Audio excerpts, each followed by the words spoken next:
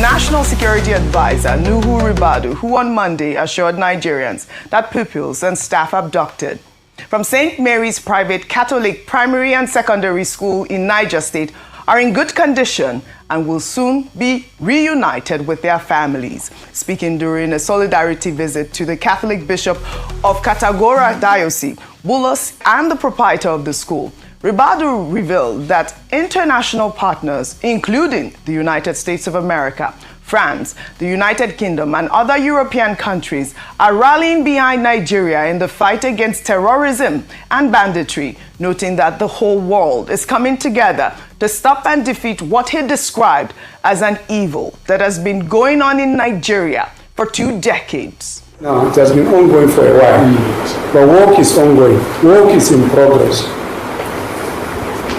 We don't need to give details of what has been ongoing, what is happening. But we can assure you, it's a matter of time. This thing will stop. We must stop it, and we are going to stop it. I'm telling you, enough is enough. Like I said, very painful, honestly. Many of us, as you see us, don't even sleep. Many of us are going through the worst moments of our lives. Many of our people are also killed every single day. We bury our best. We bury those who sacrifice their lives for you, for all of us, every single day. And we will continue to do it. We will not relent. We will not stop. We can give you the assurance that we are going to be there. All right, this is a significant development in what has become one of the most brazen school abductions in recent times.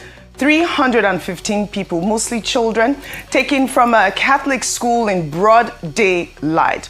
Ribadu's assurance that the students are doing fine is good to calm families and, of course, the nation. But the real test is bringing them home safely and swiftly.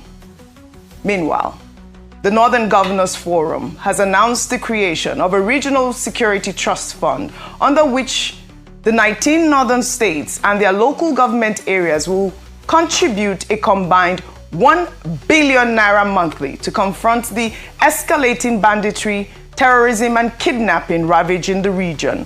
The forum described illegal mining as a major contributory factor to the security crisis in the north, accusing artisanal miners and their sponsors of funding banditry and terrorism.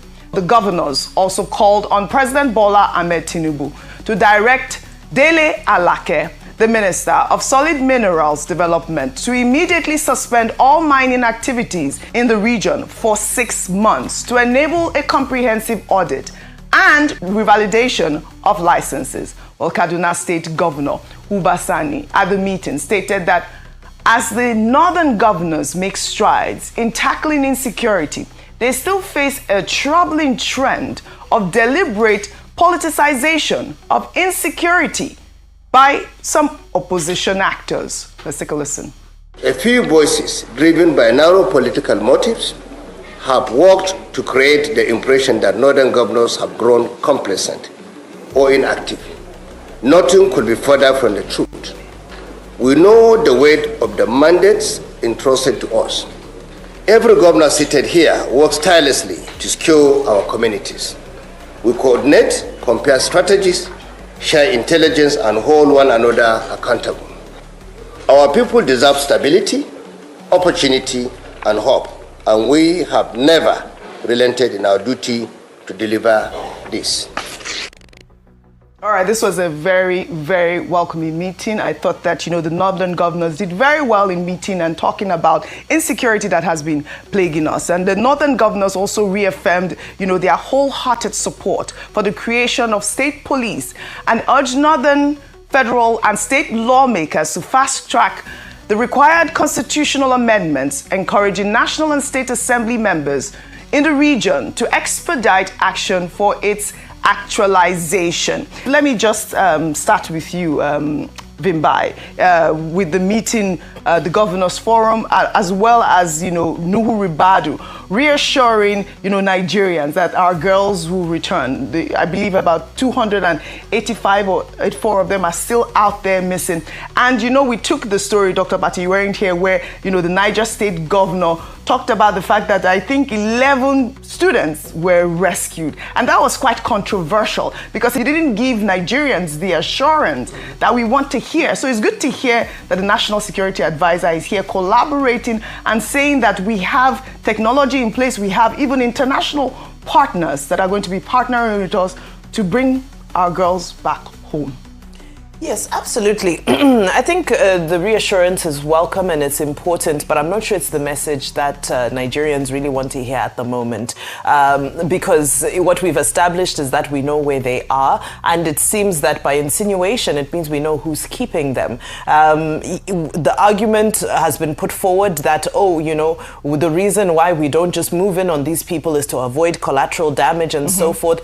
But at this point, I think we need a specific position on whether or not we negotiate with bandits and terrorists. I listened to the governor of Gombe State, I believe Yahaya, yesterday, who was saying that, negotiating with bandits is not a northern problem, it's a national problem. So it seems that there needs to be a specific direction and strategy around this. I don't want to say too much because they're in captivity. It's clear there's a negotiation going on, and I don't want to, seem to add information that might jeopardize that process. But we do need to take a firm decision about that. Now, very quickly to the northern governors, we saw the southern governors came together and they met. We would have expected actually the northern governors to have been the first group to meet, given that the epicenter is situated in the north, but better late than never. Concerns around the suspension of mining for 6 months, for me personally, number one, we all know the role that mining plays and the proceeds of illegal mining plays in fueling all this insecurity that's happening beyond Nigeria, Burkina Faso, Mali, even as far as Sudan. It's gold proceeds, illegal gold mining proceeds that are fueling the procurement of arms and all other activities. These bandits put in protection fees and so forth for these illegal and artisanal miners. Banning for 6 months for an audit, for a revalidation of licenses, for me seems like a very superficial proposition when we know that the problems are deeper rooted. The Ministry of Solid Minerals has taken significant steps in dealing with this menace. There is a mining marshal's corps. It has over 2,600 officers, and they have been closing down illegal mines. They've been evacuating people. They've done so for over 400 mines. Can't we strengthen that force and see what results we can get from that, instead of creating this 6-month moratorium where it seems like we just want to remove our players and our people of interest from the scene of the crime, and then suddenly say, okay, we can mine again. It's an amnesty in colorful language, and we're not looking for an amnesty on banditry in the north at the moment or terrorism in the north. We're looking to tackle it, find the people responsible for it, and deal with them once and for all decisively. I slightly disagree with you on this score, Vimbai, because I believe that, the stoppage of these terrorists at this point, I believe is the most crucial thing that the northern governors can do. And suspending mining for 6 months means everybody or anybody in that area should stop work, right? And then so in doing so, there won't be people in that area. There wouldn't be politicians like Governor Ubasani has alluded to, saying that they are the ones, stifling and also funding the terrorism that we see in that region, in that northern region. If I may respond in one sentence, we know that the networks extend to Niger, Burkina Faso, Mali, Chad, Benin Republic. So all they will do is they'll flee to neighboring countries. We haven't secured our borders. Well, once the 6 months is over, that means they'll just come. So in 6 months, they'll just come back because you haven't dealt with the fundamental issues. I love that. But that's why there's the 1 billion Naira fund that they are going to use to secure their area. I mean, this is what I get from the meeting, which I think it is entitled to take away different which I think it is quite encouraging also to see. The 6-month moratorium, the 6-month period, I hope that the northern governors will use that opportunity to secure their territory, like Vimbai has suggested as well. Dr. Abati, I'd like to come to you on it before I'd like to take this story before I come to you. Talking about, politicians funding terrorism. Meanwhile, Former Chief of Defense Staff General Lucky Irabor has alleged that some politicians are funding terrorism in Nigeria.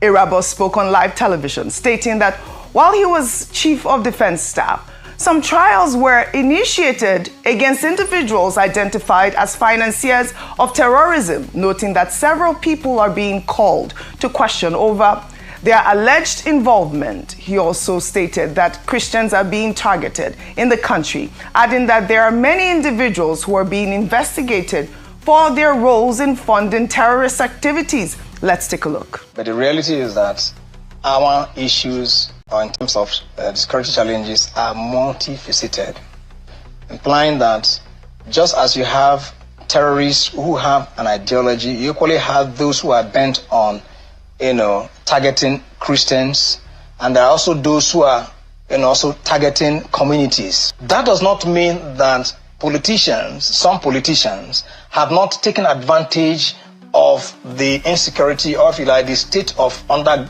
governance, as it were, if I may use that coinage, to want to perhaps gain some form of leverage to score the point that there is poor governance. They could also instigate certain crises in one way or the other. So, General, for a fact, Christians are being targeted. Of course, some Christians are being targeted. No doubt about it. For a fact, politicians are funding terror in this country. Some politicians. Yeah. If I wouldn't want to say. So when I say politicians, that means that there are the politicians who are funding it. Well, this is a significant revelation from a former Chief of Defense Staff. Although he did not name specific politicians or provide details about the ongoing investigations, the allegations that politicians are funding terrorism raises serious questions about the depth of the security crisis and whether it is purely a military problem or a political one with powerful interests benefiting from the chaos.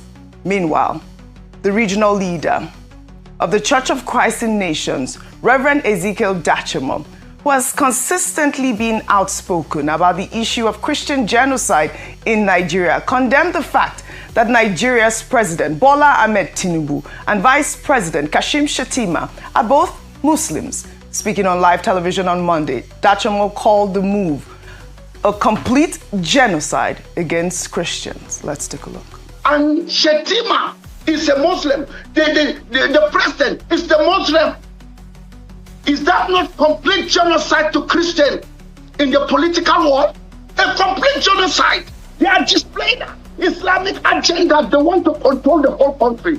Dachemo there saying that the Muslim ticket is a Christian genocide. I mean, this is not a new controversy. The Muslim ticket was one of the most contentious issues of the 2023 presidential election, with many Christian leaders and groups opposing it on grounds that it violated Nigeria's unwritten principle of religious balance in governance. Reverend Dachemo's characterization of it as a complete genocide is particularly a strong language, which many may not agree with. Dr. Abate, I'd like for you to tie in both stories. First, with the Chief of Defense Staff, saying that there's an ongoing investigation on the issue of, politicians funding or those that are funding terrorism in Nigeria. And also, on the other hand, Dachemo here has, raised that controversy again about the Muslim ticket in Nigeria. General Lucky Irabor was Chief of Defense Staff. Yes. And here was he in a television interview saying that some politicians, some major figures are funding terrorism. Well, it's not saying anything new. Mm-hmm. The Americans at the time, the State Department, in fact said, terrorism in Nigeria, banditry in Nigeria was being funded by certain notable figures. And I think they collaborated with the Nigerian government. I think it was also the United Arab Emirates at the time who named some Nigerians that they said were involved in terrorism financing within the spectrum of cooperation, international cooperation to fight this challenge. The Nigerian Financial Intelligence Unit also at the time came forward and said they were trying some people, investigating some people. The question is, what happened with all those investigations? What happened with the persons who were being investigated? And then General Lucky Irabor, as CDS, being a Chief of Defense Staff, is a major It's a major position. You know, he has access to a lot of information. What I would have expected would have been for the former Chief of Defense Staff to say, oh, these are some of the persons, or this was the point we reached. Because Nigerians will know, who are those persons? Everybody says they exist, but nobody has done anything to them. So this reign of impunity continues. Now, as for the National Security Advisor going to Kutangura to meet the Catholic Bishop of Kutangura Diocese, the proprietor of St. Mary's Primary and Secondary School, and also the parents of the affected over 300 students. I said earlier, that shows empathy. It's a reaffirmation of the fact that the Nigerian government, the Tinubu administration, has been consistent in identifying with people when they are, facing distress. And they've improved in terms of their response time. That same place, the federal government had sent a team there before, issued a statement. Now the National Security Advisor goes there and says, we will do whatever it takes to make sure that the remaining children are freed. And I think that, that is good in terms of optics, as I said earlier on. The thing to suggest is that the National Security Advisor should keep his promise, not only with the children in Niger State, in Papiri, that's where the school is located, but generally across the country, so that this environment can be safe for all of us. You talked about the northern governors. The northern governors have been meeting since 1955, either with education or they say they want to address poverty and all of that. And anytime they meet like that, we see it as a good gesture, good initiative. After all, their job as leaders, as government, is to defend the interests of their people. But the major concern here is that these meetings often do not yield concrete results. And we just hope that this particular meeting, this time around, by the Northern Governors Forum, will not be another talk show. They say they are creating a Northern Security Trust Fund. That Northern Security Trust Fund will have to be managed, and the management will have to be in collaboration with the existing security infrastructure.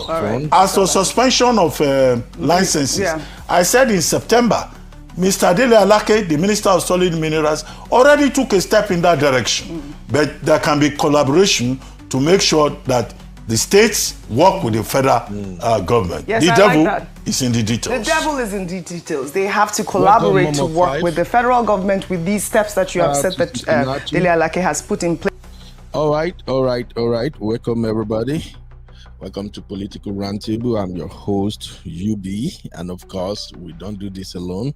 It's always UB and the Rule Fam. So, real quick, I just want to update you guys on what's going on in Nigeria as regard the security situation.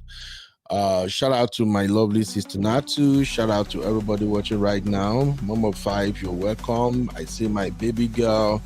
Comfort Adagri, how you doing? Tosi in the building. Thank you, everybody. So let's quickly dive into this conversation. This show is going to be more or less the shortest political roundtable I've ever done live, and it's because I just wanted to break the news to our viewers that it seems for the first time, President Tinubu is now taking active steps towards dealing with the insecurity situation in the country. I'm going to send the link to you right now. Uncle Dio, my co-host, I'll drop the link to you in the backstage so you can come in if you are free. If you're not free, no problem. This is meant to be a very short one anyway. So before I dive into explaining the step President Tinubu is taking to combat this terrorism, let me quickly, first of all, address what was said by the Arise News analyst. First off, let's start with Nuhu Ribadu. So Nuhu Ribadu, of course, is the senior special advisor on security in Nigeria, and he's working with President Tinubu. So as you can see from the Arise News report, he went to visit the Catholic bishop who are in charge of the church, where about 315, I think, is it 312 or 315? Anyway, we didn't get the accurate figure, but we know over 300 students were adopted by the bandits from that Catholic church. So Nuhu Ribadu went there to visit, and he tried to show solidarity. He tried to let the community know that the presidency is with them. But these are the issues. We do not want all these visitations. We just want insecurity to be a thing of the past in Nigeria. So, but first, let me ask this question because it kept bothering me, and I don't know, maybe I'm reading the wrong meaning to it. What do you think when the presidency or anybody at all who's working in this Tinubu administration made the statement, we know where they are, we know where the terrorists are, we know who they are? Just tell me, what do you made of that statement? Because to me, it come off as, can I say, an admission of collaboration with the bandits? Because I just don't get it. How would you say we know who they are, we know where they are? And they repeatedly said this, even in the Senate, they said the same thing all the time. We know who they are, we know where they are. I don't get it. You know who they are, you know where they are, but you're not doing shit about it. So please, drop in the chat right now if you kind of understand what that means. I see you, my lovely sister Mary. How are you doing today? You're welcome. Olumide Baoni, what's up? Welcome, my brother. So please tell me in the chat real quick, what do you make of that stupid statement all the time? It irritates me, honestly. I feel like throwing up whenever I hear them say, we know who they are, we know where they are. Meaning what? Now, I know in the past we've spoken about trying not to drag Nigeria in the mud. We've spoken about demarketing of Nigeria, and I think that was trending when Davido admitted that the Nigeria economy wasn't doing great, and a couple of more or some other celebrities came out and said, we have this situation in Nigeria, people are not safe, there is massive kidnapping, bandits are roaming everywhere. And these same politicians are the one who came out and started lambasting everybody, saying, oh, you are demarketing Nigeria. When you said that, you are demarketing Nigeria. But here we are facing this insecurity situation that will never go away. Every day on Twitter, on Facebook, on Instagram, we saw videos of commuters whose most time they are stranded on the way because bandits are kidnapping some people up ahead on the road. We've seen videos of vehicles that were stopped and all the passengers in the vehicles, they were all gone, kidnapped. So I don't get it. Please drop your thoughts. Let me read your take. That we know who they are, we know where they are. What exactly does that mean? Is that a way of telling us, oh, we are on top of the game? And then Nuhu Ribadu went ahead and saying, we are not attacking these terrorists because we don't want them to use innocent civilians as a shield. Bro, you are chief security advisor. When you make statement like that, you are actually telling the bandits what to do. You are literally saying to them, hey, if you don't want us to attack you, make sure you have civilians around you. Build a wall around you with these innocent civilians so that way the government cannot attack you. I'm sorry, Mr. Chief Security Advisor. That's the message you're passing across. So let me get your take in the chat real quick. Uncle Dayo is in the building. Uncle Dayo, how are you doing today, sir? Yeah, good evening, Uncle Beno. Good evening, Real Farm. So good to be here again. Good evening, I really appreciate being here. Yeah, so Uncle Dayo, I don't know if you have been following the segment I'm covering on this political roundtable. That statement they make all the time. We know who they are, we know where they are. Sir, what do you make of that statement? Is that like comforting or reassuring, or what exactly does that mean, sir? Uncle Beno, let me tell you the way it is. When people that are saying that, the very next person standing next to them in that same room or in that same space is one of the people sponsoring this so-called terrorists. And they are there around them. They know them, that this man standing next to me is one of the sponsors. That one sitting across the table over there is one of them. That one on that high altar there is one of them. So when they are saying we know who they are, they know them. Because they are there with them, inside the same government, inside the same office, inside the same places. So what can they do? They can only say they know them, but they can't do anything to them. Because they are their colleagues. They are their friends. So that's more or less like an admission of defeat? That's much more like an admission of collaboration. Because they cannot do anything to them. That's how it sounds to me. Continue, sir.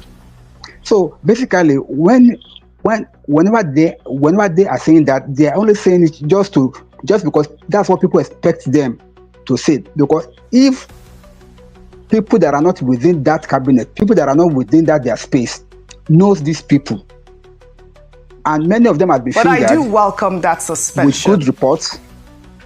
Many of them have been fingered before, and they have not come out to debunk it. None of them has debunked it yet. That means they have been exposed. They know those that have been exposed, and they know those that are still hiding. But whatever it is, they themselves, they know exactly who are the people behind all these issues. But they cannot touch them because they are their colleague. Absolutely. Let me take some comment real quick. Shout out to Saved by Grace. How you doing? Saved by Grace said, what a shameful country. I wonder to myself. Shout out to Olumide.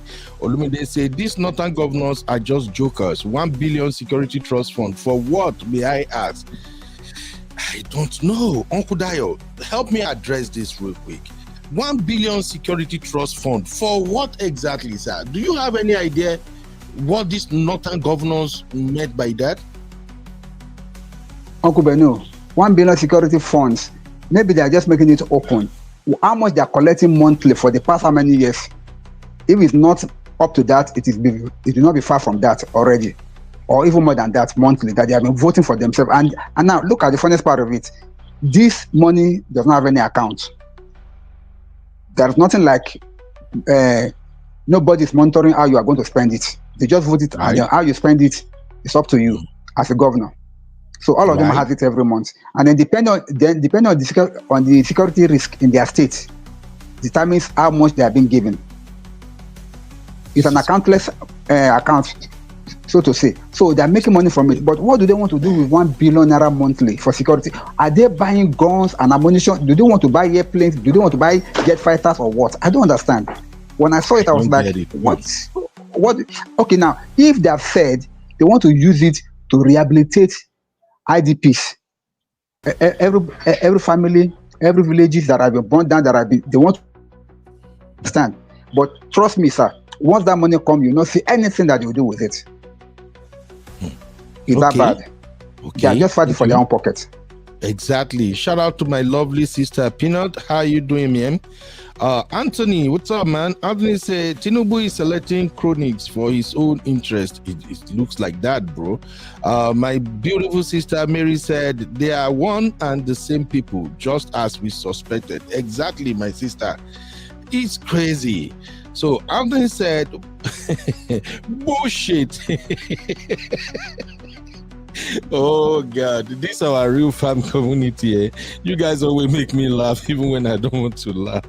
I don't say bullshit. Tinubu is been operating Nigeria as a criminal organization. He needs to be removed from office. Out with those kind of leadership. Well, that's a suggestion, but I don't think removing Tinubu is the solution to what we are facing right now. Mary said, I only pray that they are not bringing the retired general to set him up and buy him. Honestly, I fear for him as well. He knows a lot. Absolutely. Let me start this one because I will come back to this shortly. Canary, what's up? Where have you been, man? Canary say so they can share the money. Oh, my brother, why are you so dishonest now? May we never reveal their secret, Baba. But shout out to you, my brother. You're welcome. All right, let's move on real quick. I quickly want to go to the main topic of the day, which is the appointment of CG Musa, which to me, I think Tinubu is ready to fight terrorists in Nigeria with this appointment. But where do we go from here? I'll be right back just in a second. You are watching Political Roundtable with UB. Like, subscribe, and leave your thoughts in the comments.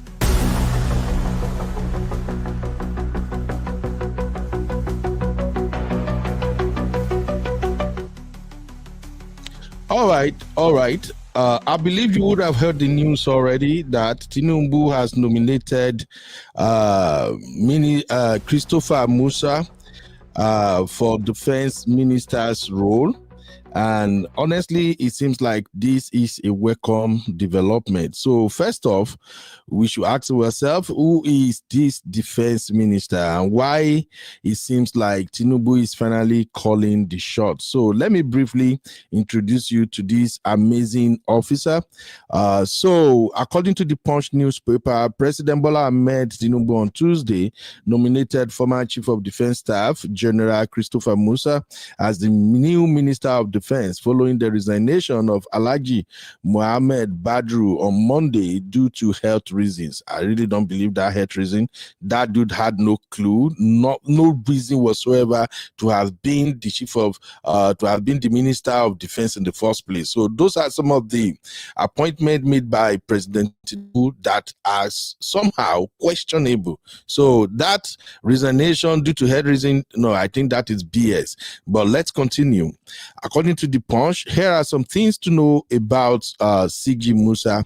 Musa, born on December 25th, 1967, is 58 years old. He graduated from the Nigerian Defense Academy in 1991 with a Bachelor of Science degree after earlier attending the College of Advanced Studies, Zaria, in 1986 and completing his primary and secondary education in Sokoto before that year. He served as the 18th Chief of Defense Staff from June 2023 to October 2025, where he oversaw integrated operations across all branches of the armed forces.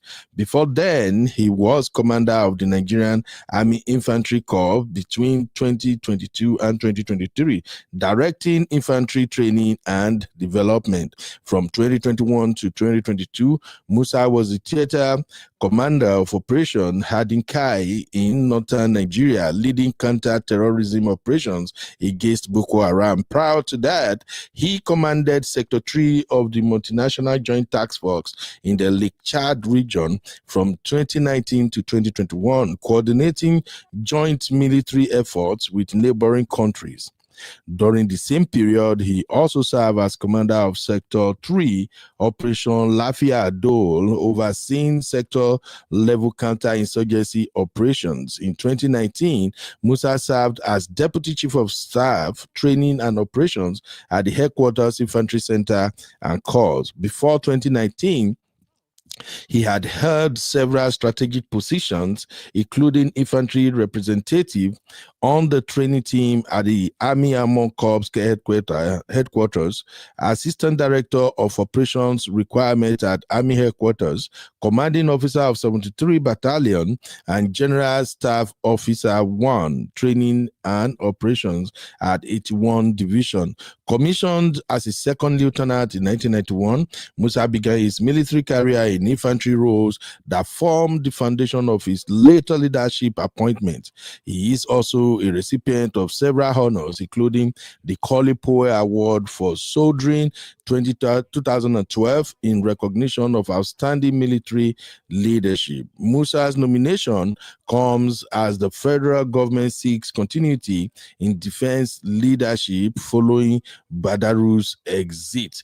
Now, that's I think some of the background information we need to know about Musa. Now, talking about him leading operations against Boko Haram at the Sahel region. In case you don't know the Sahel region, you would have heard about Ibrahim Traore of Burkina Faso, as well as the two other presidents who are fighting terrorist insurgency in the northern part of Nigeria. I mean, in the neighboring country of Nigeria. But first, this particularly caught my attention. While he was leading the fight against terrorism at the northern border, CG Musa made this suggestion that was completely ignored by all the presidents, especially Muhammadu Buhari and Tinubu himself. And he made this suggestion after overseeing the fight against Boko Haram, have realized that these folks, the more Traore and the other two presidents from Chad and Niger were chasing terrorists, the terrorists are pouring into every corner of the northern part of Nigeria. Go and look at Nigeria map and you would understand what this man is saying. So this was his recommendation at that time, but was completely ignored. Take a listen, please. Border management is very critical. I've had countries, because of the level of insecurity they had to fence their borders. I know sometimes when you mention, people say, no, it's not, it's impossible. Pakistan fenced 1,350 kilometer border with Afghanistan. That was the only time they had peace. Saudi Arabia and Iraq, 1,400 kilometers fenced completely. Can we start thinking of fencing our borders? We have 1,500 kilometers with Niger Republic, 1,900 kilometers with Cameroon. Chad is there. All over us, surrounded by Francophone countries, and the Sahel is heating up. If we don't do anything, when the Sahel falls, it is Nigeria that everybody is interested in, because they believe Nigeria is huge, Nigeria is big, Nigeria is rich. And that is what we should start thinking about. How do we secure fully and take control of our borders? It is critical for our survival. It is critical for our sovereignty. Now, there you heard it. I don't know if you really understand what he's talking about, but let me make it make sense a little bit for us. You see, if you look at the Nigerian map, Nigeria is bordered by Niger majorly, from Sokoto to the state before Borno. We share border with Niger. Let me see if I can find Nigerian map real quick and show you what I'm talking about. Okay, again, remember, my people, we don't do these shows just to cash cruise. We do it to educate our people and to spark reasonable conversations that can lead to great recommendations. So please, we are not just running our mouths over here. We are into serious conversation. So I don't know if you can see my screen right now. Uncle Dayo, can you see the screen? If you're watching, please let me know. Can you see the screen? Yes, we can see the screen, but there's nothing showing there apart from you and I and your table. Okay, it has come. I can see Nigeria map now. Uncle Dayo.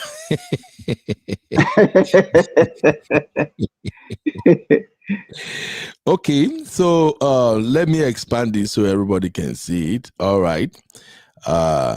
Yeah. Okay, so this is the map of Nigeria, and I'm sharing this for you to know why I'm taking the CG seriously. Now, if you look at Nigeria map right here, up here we have Sokoto, Kano, Maiduguri. Now, I need you to look at Niger at the top. So, if you look at Niger, you're going to see that we share larger part of the northern region of Nigeria with Niger Republic. And if this border here is so porous that terrorists, bandits can easily come into Nigeria and also exit, does that not indicate that we have bigger issues on our hands? I don't know if you guys are following what I'm saying right now. Does that not indicate we have bigger issue on our hands? Because if we have border, as suggested by General Musa, if we fence from all the way from Maiduguri if we fence our border going all the way down to Sokoto, come down to this Niamey, then first off, coming into Nigeria is going to be difficult for the terrorists, because even if they don't want to come directly via the border, it means they have to find a loophole to come into the country. Now, if these terrorists realizes that there is a border, that if they cross into Nigeria and the military is repelling them, it's still going to be difficult for them to go back to where they came from, then they will have to think twice before coming into the country.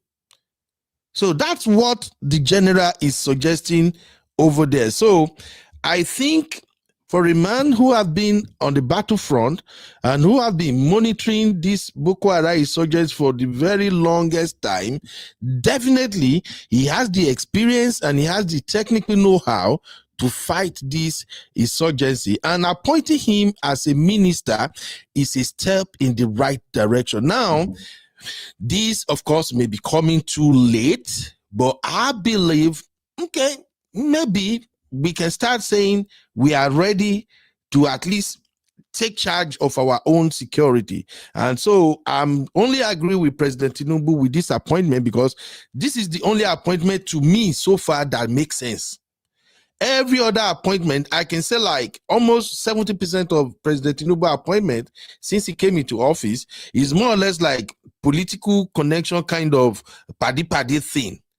But appointing this CG Musa seems to be a step in the right direction.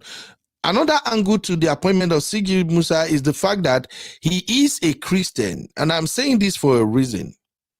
All the ministers, the defense ministers, as well as majority of the top military cadre we have in Nigeria, or commanders, the majority of them are Northerners. And it's going to be difficult for them to say, hey, let's go bomb our brothers. We pray together. We do almost everything together. It's going to be difficult for them. But now appointing a Christian in this battle, that brings a new dimension into this ongoing banditry and insecurity situation we have in the country. However, this is where I want to bring you in real quick, Uncle Dayo. Sister Natu made a very valid contribution here. Sister Natu said, they still won't let Musa walk. That is the issue. Uncle Dayo, what are your take on this one, sir?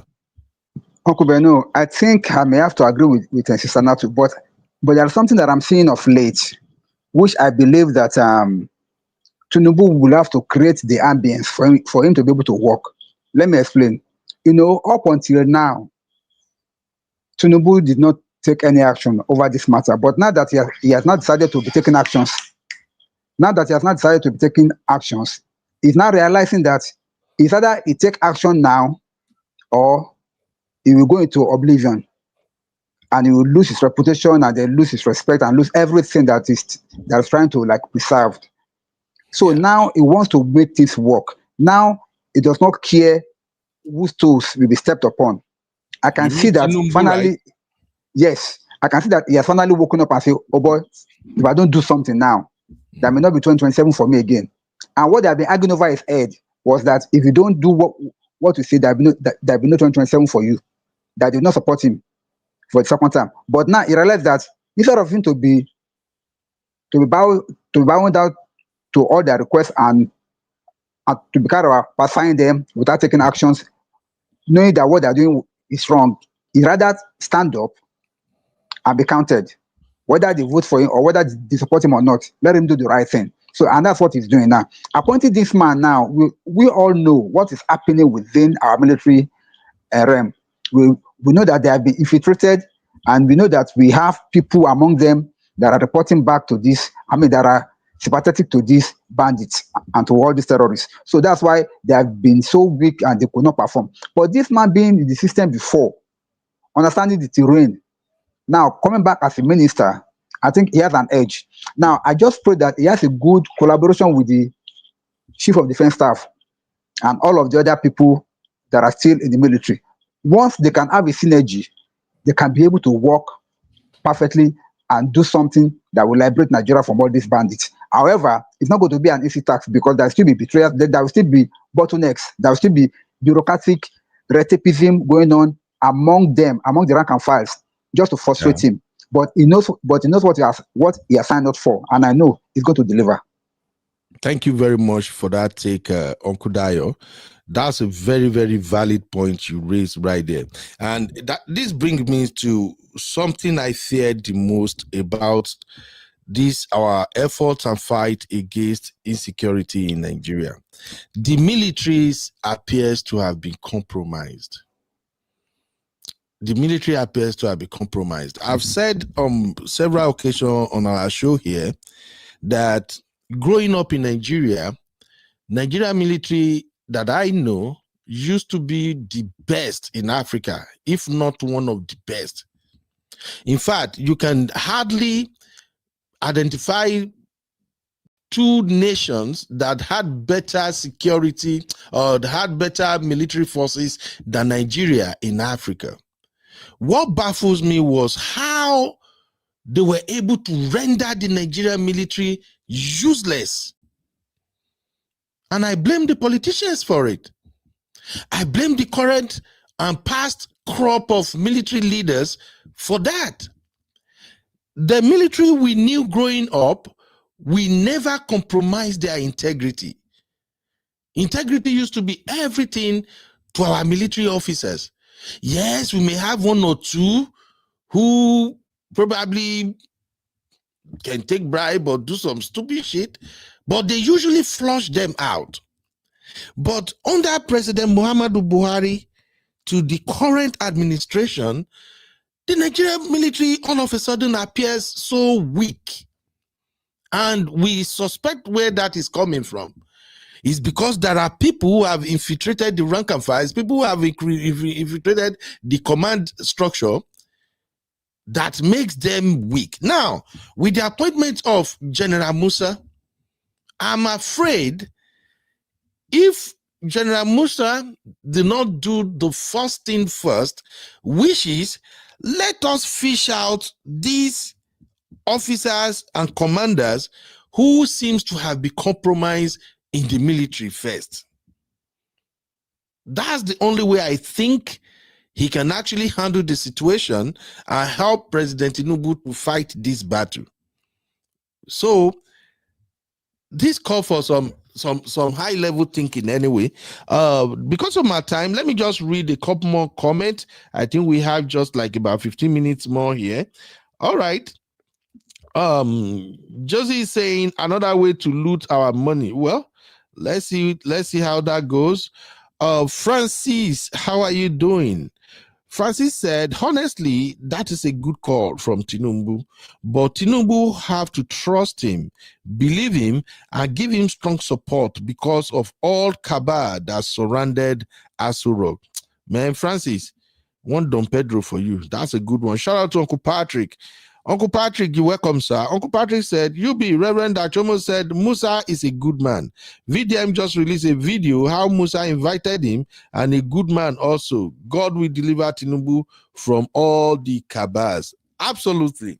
You know, one thing I've always said about President Tinubu's administration is that having been following Tinubu leadership and how he do things around Lagos in his political space and all of that, I've seen that loyalty means a lot to him, and he doesn't like to disappoint those who believe in him and his agenda. And you can see that in his appointment. The latest ambassadorial list is still a heated debate on the internet right now. You can see that at least about 40% of the people on that list, they have no business being an ambassador. But you can tell that President Tinubu is trying to settle the people who are loyal to him, irrespective of how shady their characters could be. So that has always been my problem. And I still remember on Political Roundtable here, one of the things I've always said is that whoever wants to fix Nigeria, we take corruption head on. So how does all this lead to the appointment of General Musa and the way forward? One issue that has argued and talked about consistently in this fight against bandits and terrorists in Nigeria remains that people are saying there are terrorist sympathizers in Tinubu's administration. It's common these days now. We hear it all the time. Experts will appear on TV shows, past retired generals and the like, they are all speaking. Oh, the terrorist sympathizers, they are in the administration. Oh, they are there, they are there. So, what stops the president from saying, you know what, if I really want to fight these folks, I need to flush out their leaders? Remember, I told you there are two types of bandits and two types of terrorists. You have the terrorists and bandits who lives in the bush, and then you have those who live in the city, who fly the jets, who discuss with leaders, who sit on all the meetings that they are doing.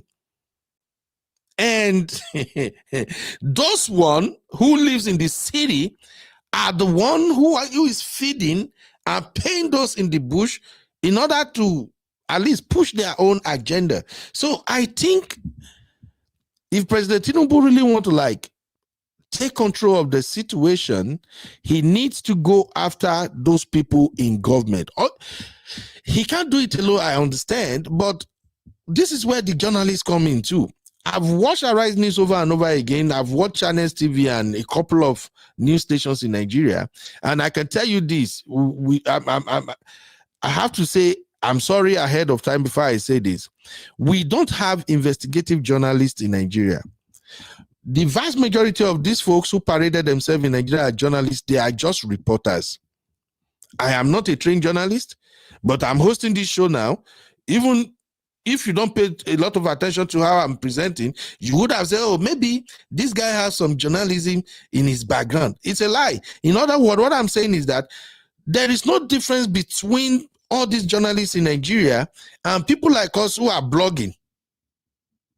Because we need Nigerian journalists now to help us publish those names.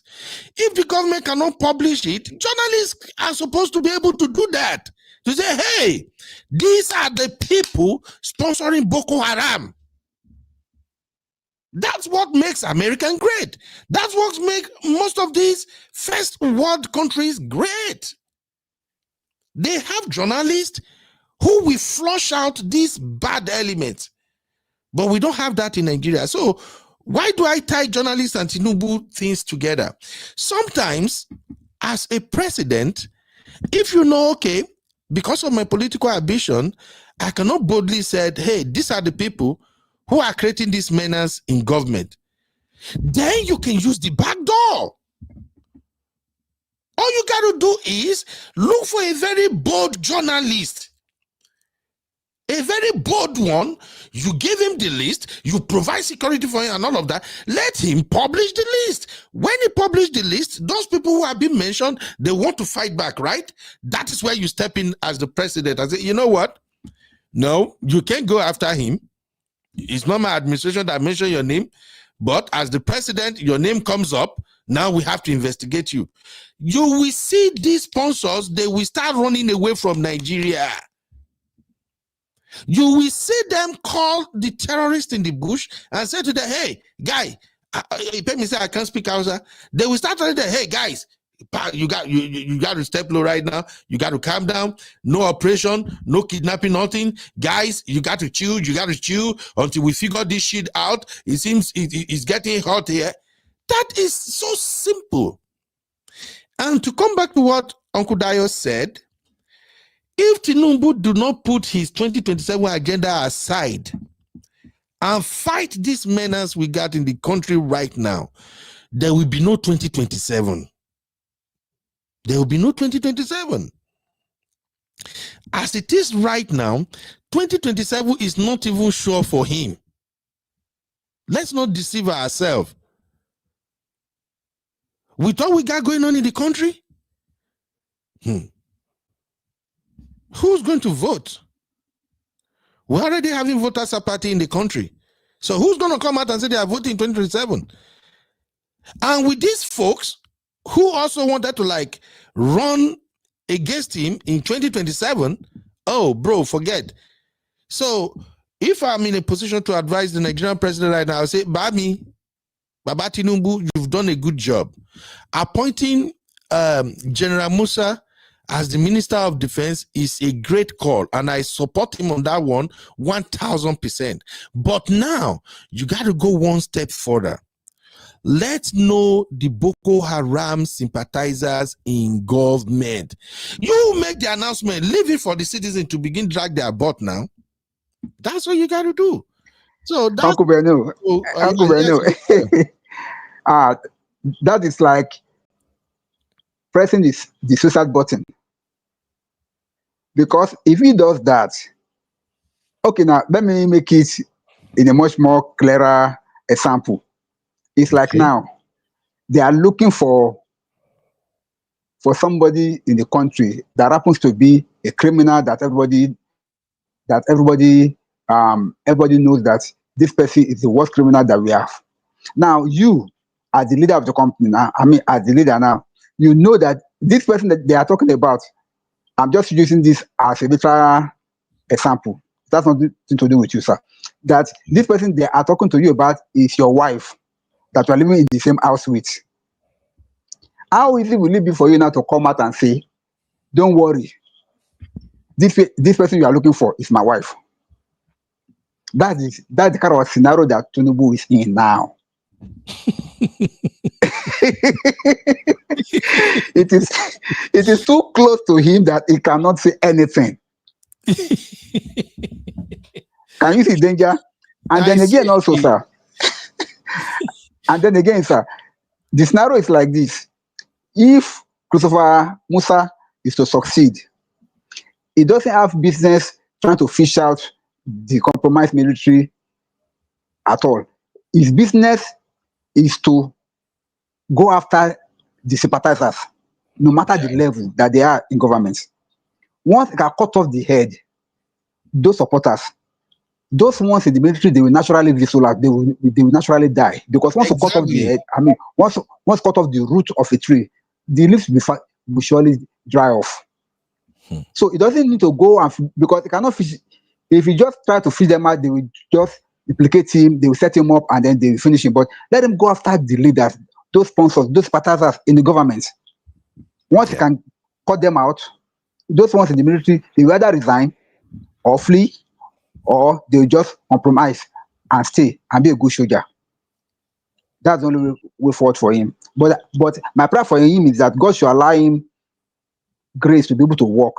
And anybody that wants to stand his way, God should help him to get rid of them. Absolutely. So that he can succeed. Absolutely. All right. Let me take a few comments here real quick. Wow. Shout out to, is that Awasagu? Sorry, I don't know how to pronounce it, but I see Awasagu. Anyway, he said Matawale should go, please. That one, what business does that one have? Hey, Tinubu appointment, they shock me at times.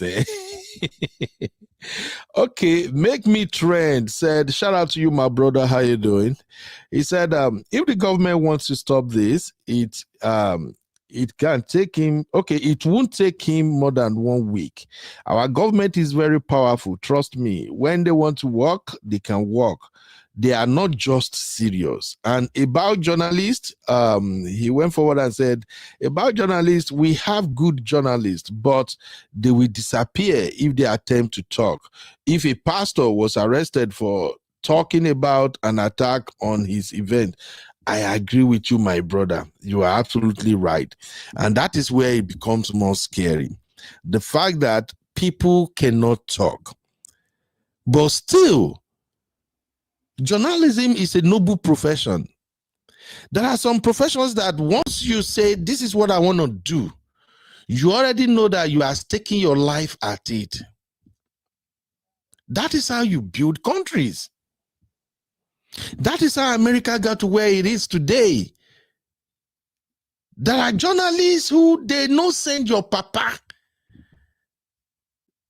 They are still going to state their mind. They will tell you what the findings of their investigation. They will publish it and say, do your worst.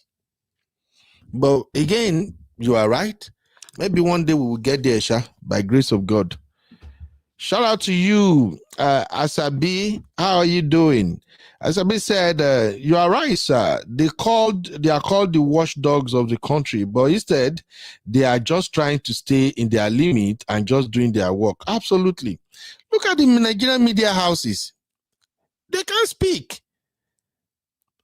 I'm telling you, if you watch a lot of Nigerian TV stations, almost the same thing you will find on social media from content creators like us. That's the same thing they are regurgitating in their studios. Picking their news from the internet. Nothing concrete, nothing original. Are you not surprised that till now, I have not seen any mainstream media in Nigeria granting interview to Reverend Atomo? Maybe if Mona sent to me, okay, my Instagram handle is UB, okay, that's my Instagram handle.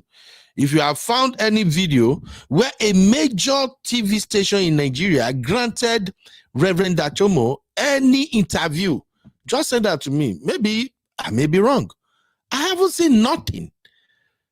The people who allow him access to speak are main media houses, foreign media houses. They are the one giving him attention. And bloggers. And that's why I give a lot of shout out to my lovely sister, Adiola Fayem.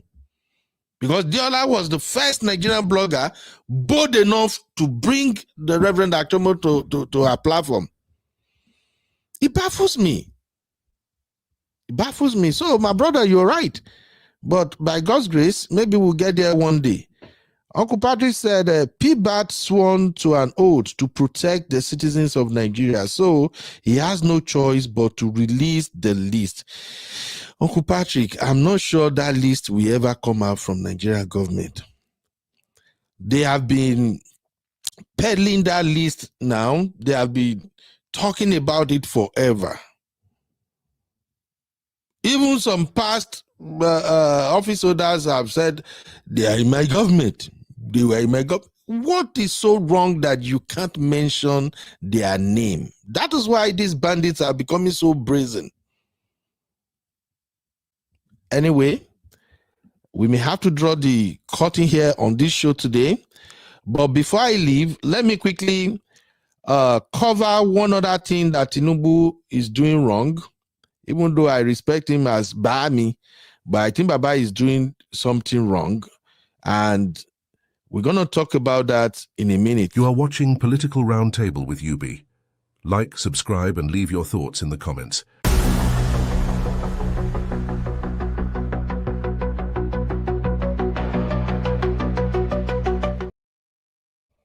All right. Welcome back, people.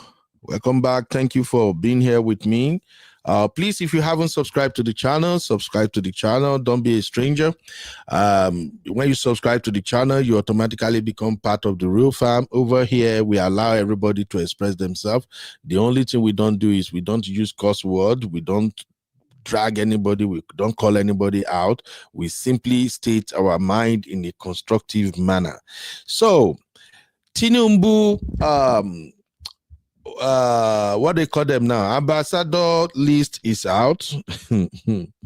Let me find them. Tinubu list of ambassador nominees or ambassadorial nominees. The list is out and people are talking. The list is shocking, it's surprising, and to be honest with you, I got to say this. It is the, selecting people who's going to become Nigeria ambassador to whatever country, it is the prerogative of the president. Let's first and foremost, at least highlight that.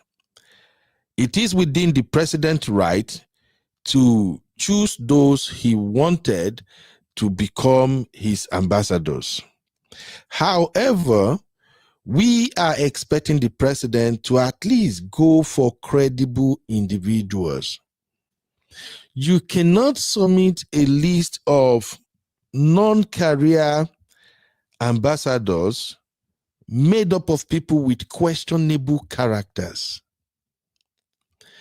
I listened to TVC News and I almost puke.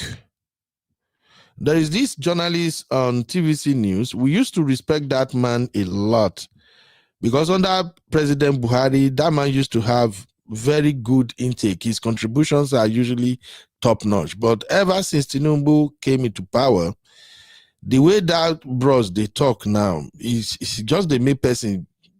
Make I even leave him alone, sha. But in a nutshell, on TVC News, they were trying to whitewash those who are on the list of these ambassadorial nominees by President Tinubu. Now, again, it is within the right of the president to choose whoever he wants to become ministers. But when you appoint people with questionable characters, people who have been accused of all kinds of corruption, who have to go to the courts and fight for their own life and everything in order for them to come out and say, no, there is no case against me. When we know how the judiciary functions in Nigeria, I don't think President Tinubu should have picked those people with questionable characters. But I'll leave that conversation for another day. Why I wanted to talk about this is that one of Tinubu's appointee for ambassadorial position is Uncle Femi Fani-Kayode. Femi Fani-Kayode, to be honest, is a very intelligent man with experience and all of that. And when he was appointed as Minister of Aviation, I think under President Obasanjo, Uncle Dayo, is it Obasanjo that appointed FFK as Minister of Aviation? Actually, I can't remember. It's either Obasanjo or Jonathan, one of the two, but I'm not sure. Okay. As the Minister of Aviation, FFK delivered. Okay. He did well.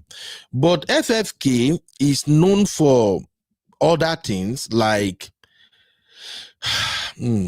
for instance, allegedly speaking from both sides of the mouth.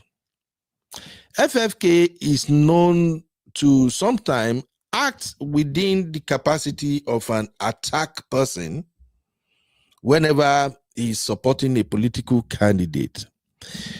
In his own personal lives, a lot of people also are aware of how he has mistreated some of his partners in the past. There's just so many things about him that outweigh his excellent performance as a former aviation minister. Still, that is not why I'm talking about it.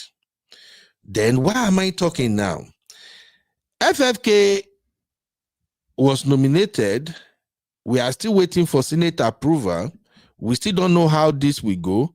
And this is what FFK did overnight.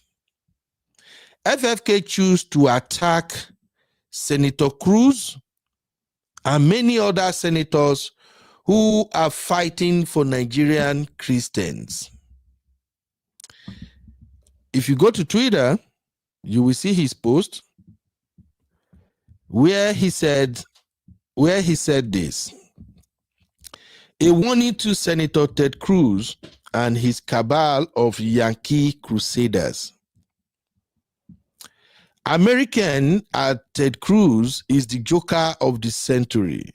He is the hashtag AI Park sponsored village idiot and asinine fool who says he wants to save Nigerian Christians from what he has described as Christian genocide, with three others, namely Rep. Riley Moore, Rep. Chris Smith, and American Secretary of State Senator Rubio, are his happy cheerleaders.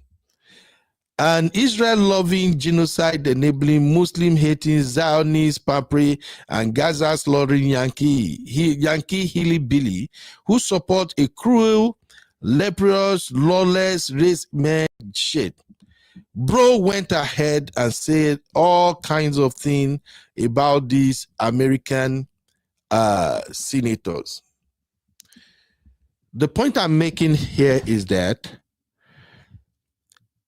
FFK can actually put his viewpoint forward without insults. He can actually disagree with whatever the American senators and reps are talking about without resorting to lambasting them on the internet. Now, President Tinubu turned around and selected FFK as part of his ambassadorial nominee. And yet, we all know if you want speedy socioeconomic development, you must establish partnership with the United States. May we not deceive ourselves. So, this now make me wonder, when with President Tinubu just say, you know what, there are some people who are not supposed to be in my cabinet because they will cause more damages than good. But are we ever going to get there? Just to round things up, Uncle Dayo, what are your thoughts about FFK attack on these American senators? Remember, I am not saying FFK is wrong for calling them out, but the vile words, the attack he levied against these honorable senators, just for them speaking out, stating the obvious that Christians are under attack in Nigeria. Is that not too much? Your final take, Uncle Dayo. Thank you very much, Uncle Beno. First off, Uncle FFK, as it's being called, is playing a game. Number one, we know him to be very, very aggressive.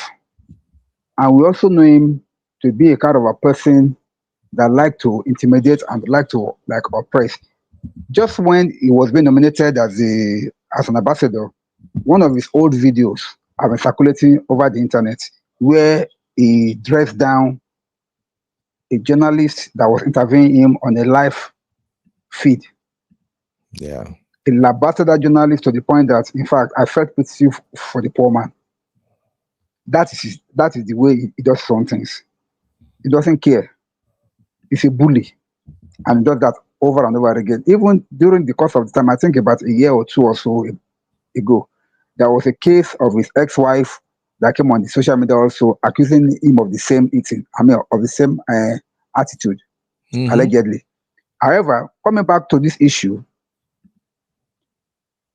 what he did, as well as what most of them were doing, was to play to the gallery, doing that President Bola Ahmed Tinubu like loyalists, and he surely reward them. So they played this so well. That's why somebody like this our young man here, and like this Reno went all the way out to be saying things to support President Tinubu. We all know where he was going. Finally, he has gotten what he wants. So he too did the same thing, and Tinubu has rewarded them. But I want to say something here. You asked a question. Hello, Uncle Dayo. Oh, I think Uncle Dayo is receiving a call. All right. While I wait for Uncle Dayo to reconnect real quick, here is the video Uncle Patrick said that I should play. Take a listen to this. It's on live TV. What? No, put that thing now. Let me address. What type of stupid question is that? What type of stupid question is that? Bankrolling who? Do you know who you are talking to? Bank. I will not take any questions. Uncle Dayo, let me know where you're. What type of insulting question is that? Which bankroll for to do what? Who can give me money for anything? Who do you think you're talking to? Bankroll what? Go and report yourself to your publisher. Bankroll what? Please don't insult me here. I don't want to take any questions from this man. Very stupid. I could see from your face before you got here how stupid you are. Don't ever talk to me like that. Who do you think you're talking to? Bankroll who? You think that I'm one of those ones you'll be from who? From how? When? Where? How? You have a small mind, very small mind. Don't judge me by your own standards. I've been in politics since 1990. I'm not one of these politicians you think will just come. I've been locked up how many times by this government? Suffered. I've been persecuted. Unlike most of the politicians you follow for brown envelope. You. Don't ever judge me by that standard. I spend, I don't take. And I'm not a poor man. I've never been and I will never be. Bankroll how? Don't ever suggest that to me. I'm sorry that it was deeply insulting. I don't often get annoyed in press conferences. I've been doing this type of thing for many, many years. Don't you ever make that kind of suggestion to me.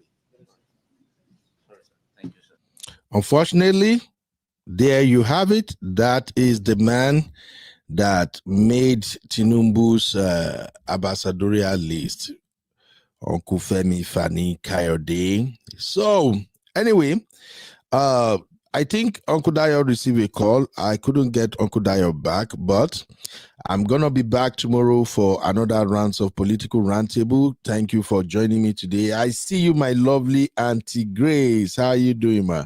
You're welcome to Political Roundtable, but unfortunately, we are rounding up now, ma. Let me know what you think, ladies and gentlemen. Please kindly drop your thoughts in the comments. If you get to watch on playback, please kindly let me know what you think about the appointment of CG Musa as the Minister of Defense. And if you agree with me also that President Tinubu have actually made the right call by appointing him. Remember, this is UB and the Real Fam over here.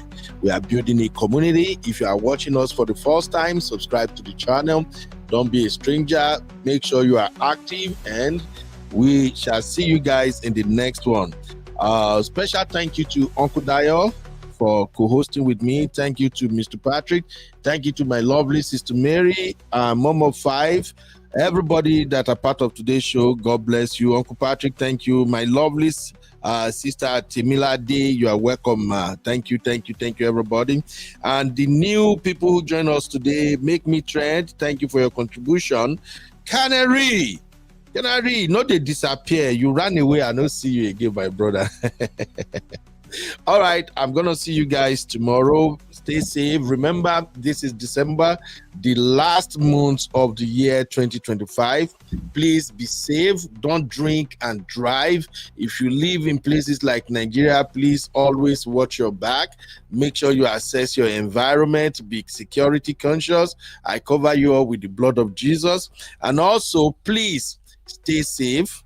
All right. And for those of us who are here, it's very cold now. The weather is so cold. So please make sure you have warm blanket to everybody.